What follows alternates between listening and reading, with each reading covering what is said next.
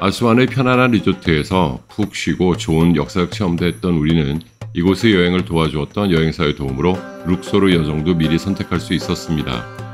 그리고 이곳 아스완에서 룩소르까지의 차편도 마련할 수 있었죠. 너무 고마운 여행사입니다. 양심적이고 친절했고요. 나스코 투어라는 곳인데 여러분들도 한번 이용해보세요. 우리는 바로 룩소르로 넘어가기 아쉬워 아스완 북쪽에 있는 코몬보 신전을 들르기로 합니다. 아스완에서 북쪽으로 50km 떨어진 곳에 위치한 코몬보 신전은 예전에는 고대 이집트어로 금을 뜻하는 누프트라는 이름을 가진 도시에 세워져 있습니다. 당시 이집트와 누비아 간 금거래가 활발하게 이루어지는 무역 유충지였기 때문에 그런 이름이 붙었다고 하네요. 프톨레마이오스 왕조 시기인 기원전 100년 전쯤에 완공되었으니 기껏 2100년밖에 안 된 따끈따끈한 신전이죠. 하지만 많은 부분 훼손되고 무너져서 현재는 이런 모습의 유적으로 남아 있습니다. 과거의 모습과 비교해보면 아주 일부분만이 남아있다는 것을 확인할 수 있죠. 그러나 아직도 선명한 색채를 자랑하는 천정벽화의 일부가 남아있고 정교하게 조각된 건물의 열주들을 만날 수 있었습니다. 신전의 열주와 벽화는 두 부분으로 나누어서 생각해 볼 수 있습니다. 한쪽은 악어머리를 한 신 소베크를 위한 공간, 한쪽은 매의 머리를 한 신 히로에리스를 위한 공간이 마련되어 있죠. 소베크를 숭배하던 공간이라 그런지 이 코몬보 신전에는 악어 미이라를 보관하는 장소가 있었고 그것을 관람할 수 있는 박물관도 만들어져 있습니다. 그리고 나일 강변에 있는 신전이다 보니 이렇게 강의 수위를 잴 수 있는 우물도 만들어져 있네요. 우리는 코몬보를 나와 배를 타고 룩소르로 향했습니다. 그리고 도착한 스타이겐베르거 호텔. 전통을 지닌 호텔답게 여러모로 마음에 드는 곳이었습니다. 우리가 도착하기 전에 카드를 미리 꽂아놓고 에어컨을 돌리고 있던 배려도 너무 고마웠네요. 우리는 오늘 하루는 그냥 편하게 쉬기로 합니다. 그동안 너무 바쁘게 다녔으니 오늘은 휴식이 필요한 날이죠. 그래서 우리는 수영도 하고 커피도 마시며 오후를 보냈습니다. 그리고 이 동네에 유명하다는 식당을 찾아갔죠. 구글 평점도 높고 리뷰도 좋아 찾아간 식당은 스놉스 레스토랑이었습니다.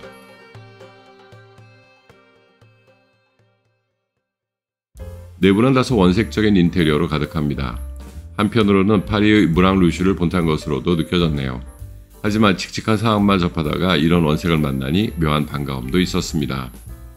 그리고 이곳의 대표 메뉴인 왕의 만찬을 시키고 다른 것들도 좀 시켰죠. 이런 멋진 한상 차림이 나옵니다.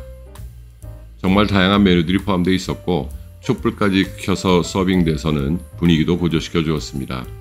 그리고 이 한상 차림은 700 이집트 파운드밖에 되지 않는다는 점이 더욱 당황스러웠네요.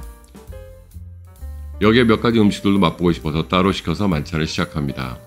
그리고 사장이자 주방장으로 보이는 분은 너무 친절하고 유머러스했습니다. 우리가 매운 음식을 찾으니 스페셜 매운 소스라고 하면서 이런 소스도 따로 만들어다가 주시네요. 주류를 팔지 않는다는 점만 빼면 모든 것이 만족스러웠습니다. 이렇게 우리는 멋진 저녁 식사를 마치고 호텔로 걸어서 돌아왔습니다. 그렇게 호텔로 돌아오니 중앙가든에서 멋진 공연이 펼쳐지고 있네요. 이 공연도 모두가 잠자리에 들 시간인 10시가 되면 바로 멈추고 룩소르는 고요 속에 빠져듭니다.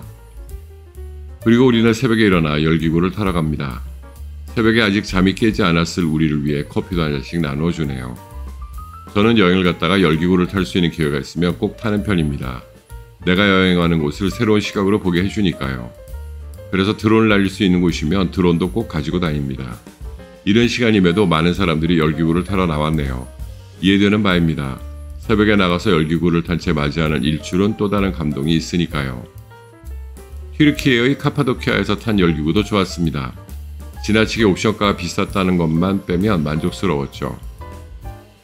카파도키아가 아름다운 지형을 보기 위해 열기구를 타는 곳이라면 룩소르는 고대의 유적을 새로운 시각으로 바라보기 위해 탄다고 할 수 있겠네요. 우리 열기구의 선장은 일부러 낮게 떠서 주변의 모든 유적들을 자세하게 관찰할 수 있게 해줍니다. 그러면서 무료니 마음껏 즐기라고 하네요.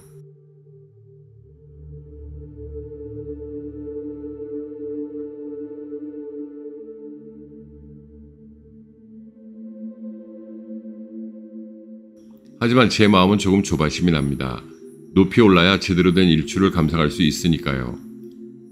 그리고 이 선장은 그런 제 기대를 실망시키지 않았습니다. 유적지를 돌아보다가 일출이 시작되니 열기구를 높이 띄우기 시작했습니다. 그렇게 도착한 상공에서 바라보는 일출. 특히 저 나일강에 비추는 붉은 해의 그림자는 언제 봐도 감동스럽습니다. 마치 황금이 강이 흐르는 것 같네요. 그렇게 한참을 감동에 빠져 있다 보니 열기구가 서서히 하강하기 시작합니다. 이제 이 투어가 끝나가고 있었던 거죠. 그런데 아까부터 이 선장의 말투나 얼굴이 뭔가 눈에 익은 듯합니다.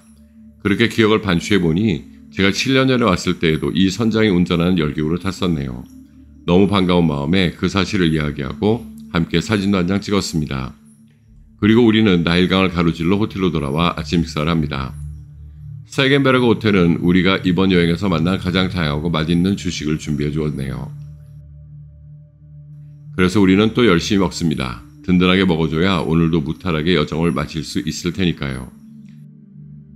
하지만 섭씨 50도를 넘나드는 더위는 우리 모두를 힘들게 했네요. 이집트 사람들도 처음 겪는 더위라고 합니다. 그러나 그 더위를 감수하고라도 꼭 들러야 했던 아름다운 곳들은 다음 영상에서 소개해드리겠습니다.